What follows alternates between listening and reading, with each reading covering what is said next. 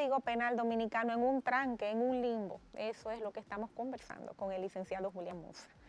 Julián, el código no solamente, ¿cuántos artículos tendrá?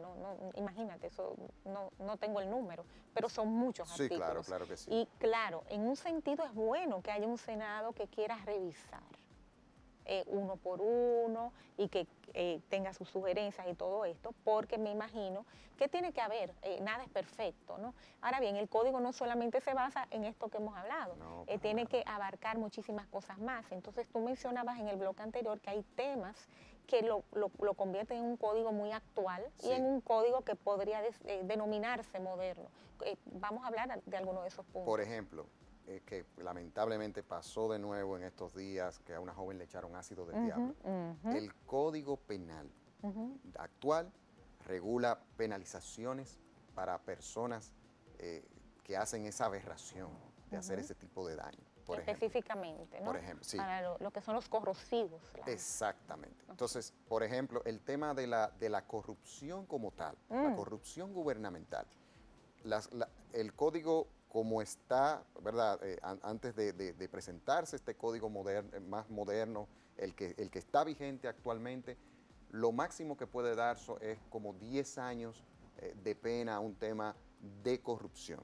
De corrupción, que tenga que involucre, como lo que estamos viendo. Exacto. En la palestra, ¿no? En la palestra. Ahora bien, como código como tal, aunque los sabemos crímenes que de cuello blanco. Exacto, aunque sabemos que los fiscales ahí introducen otras leyes que hay y eso ayuda a que las penas puedan ser mayor en caso de que sean hallados culpables estas personas. Pero el código como tal, lo máximo que da a esos temas son 10 años. El código, como se está presentando ahora, da de 10 a 20 años de cárcel, por ejemplo, puede dar. Otro tema es la acumulación de pena.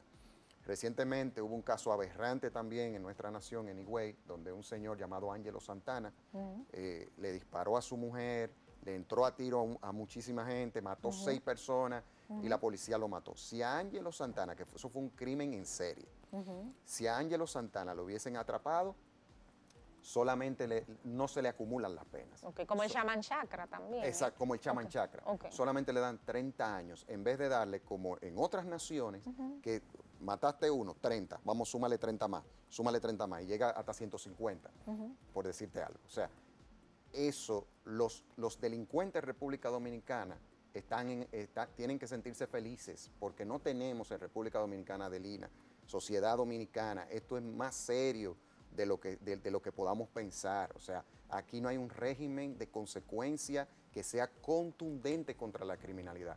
¿Cómo vamos a poder paliar todo lo que está pasando y cómo vamos a poder tratar de sanear nuestra sociedad sin un código, sin una reglamentación que regule las acciones malas de las personas? No, y vemos incluso, es evidente de que hay muy poco miedo quizás a realmente llevar a cabo un crimen por la pena.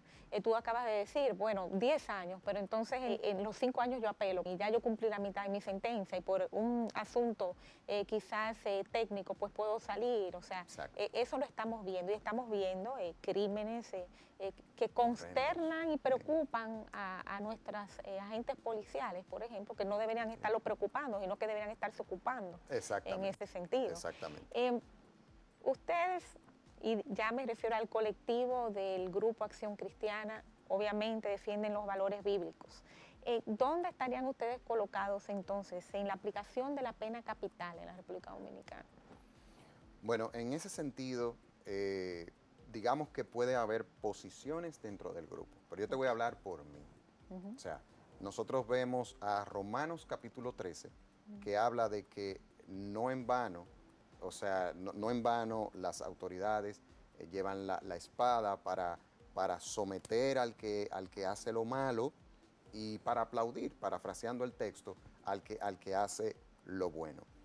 A la luz de las Sagradas Escrituras, vemos que el Señor estableció de que las personas, aquel que hace daño al otro, aquel que mata a otro, por hombres iban a ser muertos. O sea, eso lo vemos en el Antiguo Testamento. Claro, no estamos hablando ya del Nuevo Testamento, sino en el Antiguo Testamento vemos como una forma de Dios presentar la valoración de la vida. Yo soy de los que creo en el sentido, aquí estoy hablando como Julián, Okay. no estoy hablando como Grupo Acción Cristiana, como Julián. Yo considero que Dios le ha dado, el Estado es un instrumento de Dios. El Estado, así como Dios ha creado la familia, Dios ha creado la iglesia, Dios ha creado el Estado, y cada área tiene sus roles. Por eso no creemos en los linchamientos, en que tú puedes que matar a una gente, no. No, ya Eso volvemos no. a la anarquía. Volvemos a la Tomar anarquía. la justicia en tus manos. Ahora bien, si el Estado establece que hay crímenes donde la manera de la pena que tiene que ser ejecutada para esa persona, claro, que sea real, pero no un asunto de que maten a inocentes tampoco, yo considero que es un método que debería de utilizarse para ciertos crímenes, pero eso tiene que ser desde el Estado. Fíjate con lo que te estoy diciendo. O sea, no estoy hablando que para todas las cosas pase eso. Claro que no. Pero esos casos de crímenes, bueno, un asesinatos... hombre que viola a un niño de 5 meses. Que viola a un niño de 5 meses. Crímenes que realmente uno nada más puede decir, bueno, si uno no cree en el diablo, pues mira, el diablo existe. Exacto. Okay. Definitivamente hay una operación ahí. Entonces, en ese sentido, yo soy de los que creo, mi convicción personal, a la luz de lo que he visto en la palabra, que el Estado puede abrogarse ese derecho a ejecutar ese tipo de pena para ciertos casos. Ahora, en el caso nuestro, que ya nos estamos abriendo al mundo, fíjate que tú hablas mucho de la palabra de Dios, de lo que tú entiendes que es la palabra de Dios, de lo que son tus creencias y la creencia del grupo que estás representando aquí. Pero nosotros ya tenemos una diversificación de credos. Los dominicanos, cada uno tiene derecho en ese sentido. La religión no puede ser impuesta porque entonces iría en contra incluso de lo mismo que... Claro. Yo me pregunto que si Jesús estuviese vivo, estuviese pues promulgando que fuera obligatorio pues profesar un credo, una religión. Es más, incluso si fuera sano profesar una religión, entre comillas. Para eso tenemos otro programa. Pero si estamos viviendo así, ¿cómo tú ves entonces la importancia de mantener separados el Estado entonces de la religión, de la iglesia? Y que fíjate que es algo que no ha sido parte de la tradición histórica dominicana. Pero ¿crees que es importante y crees que es positivo? El tema de la separación de la iglesia y del Estado, eso lo promovió la Reforma Protestante. Y hay un principio bíblico que fue en aquel momento cuando quisieron cuestionar a Jesús, que le presentaron la moneda. Él dijo, denle al César lo que es del César, o sea, del emperador romano, y a Dios lo que es de Dios. ¿Qué es lo que se establece en la separación de iglesia y Estado? De que el gobierno de la iglesia se maneja bajo principios y establecidos por Dios para eso. Y el gobierno se maneja bajo principios que Dios ha establecido para el Estado. Ahora bien, eso no quiere dejar dicho que nosotros como creyentes, cuando el Estado actúe mal, nosotros no hablemos en contra de eso que está mal y propongamos soluciones para que el Estado lo haga bien. Porque muchas veces se toma esto para querer decir, bueno, la política va para un lado y ustedes son los religiosos, van para otro lado. No, nosotros somos seres humanos que pagamos impuestos, cumplimos con roles en la sociedad, tenemos derechos y deberes. Que le damos empleo a los legisladores con nuestro dinero. Muy buena, le damos empleo a los legisladores y también nosotros hemos sido llamados a ser sal y luz del mundo. Cuando Cristo mencionó el tema de la moneda, en ningún momento lo que quiso dejar dicho es el imperio vaya por un lado y ustedes por otro. Y la evidencia de eso es la historia de la iglesia. O sea, los cristianos enfrentaron el imperio romano en el sentido de que no se sometían a lo que el imperio les decía. Se sometían a aquellas cosas que no iban en contra de su fe. Y por eso es que nosotros como creyentes, porque esta agenda global, que es la que está detrás de toda esta situación que hemos hablado aquí, ¿sabe en contra de quién es que está? ¿Qué es lo que quiere ganar? Es el corazón de los más pequeñitos. De ese hermoso nietecito tuyo, mi hijo, que tiene 1 año y 8 meses. O sea, los niños, los adolescentes son la agenda porque detrás de eso lo que hay un deseo es de cambiar la estructura mental de cómo la gente ve las cosas. Y ellos son los más vulnerables. Porque obviamente, el hombre según él piensa.